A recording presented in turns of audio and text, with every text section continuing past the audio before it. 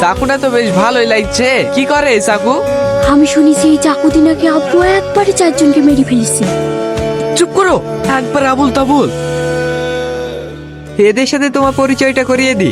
ও রাকেশ, ও সাল্লু, আর ও সোনাই।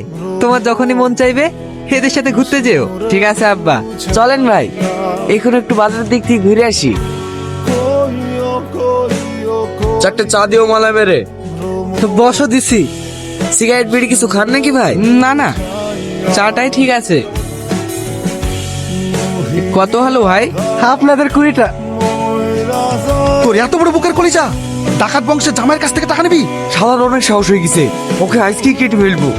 আমাকে ক্ষমা করে দেন, আমি জানতাম না ওটা আপনাদের বাড়ির জামাই। আরে আরে, কি করছেন? ওঠেন ওঠেন। আপনি শুধু একবার বলেন যে আমাকে ক্ষমা করে দিয়েছেন। ঠিক আছে ঠিক আছে, আমি কিছু মনে করিনি। চলো রাকেশ, বাড়ি চলো। কি হয়েছে তোমার? কিছু হয়নি। কিছু হয়নি তো মুখ শুকনো শুকনো লাগছে কেন? চা খেতে গিয়ে দোকানদার আমার সাথে টাকা লিয়েছে বুঝলে। রাকেশরা দোকানদারকে ধরে মারলো। আমি একটা জিনিস বুঝতে পারছি নি, আমার সাথে টাকা নিতে অসুবিধা কোথায়? আর আমাকে ডাকাত বংশের জামাই বা বললো কেন? ডাকাত বংশের জামাইকে ডাকাত বংশের জামাই বলবে না তো কি বলবে? আমার আব্বা ডাকাত। আর একটু আগে তোর বললে যেটা বললে সেটা সত্যি। হ্যাঁ, এই গ্রামে সবাই আমাদেরকে ভয় করে চলে। আব্বুর ওপর দিয়ে কেউ একটাও কথা বলে না। শুই পড়লা যে, খাবা না? না, বেশ কদিন বড় ধরনের বাড়ি পাইনি। আজকে একটা বড় হাত মারতে হবে। হ্যাঁ, তো রাতে বাইরে যে বাপ, একটু বাথরুমে যেতাম। ও যাও। কি হলো বাপ, বাথরুমে গেলে না যে? আর বাথরুম হবে না। কি গো, এত তাড়াতাড়ি চলে আসলে যে? হয়ে গেল?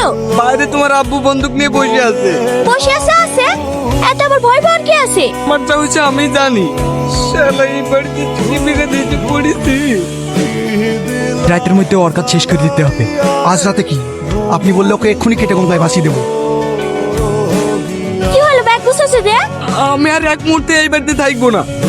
কাল রাতের কথাটা তোমার আব্বু আজকে বলছিল। তোমার আব্বু আমাকে মারার প্ল্যান করছে। কি সব আবল তাবল বলছো? আব্বু তোমাকে কিসের জন্য মারতে যাবে? আমি যেটা নিজের কানে শুনেছি সেটাই বলছি। তোমার মন গেলে আসো, আমি চললাম।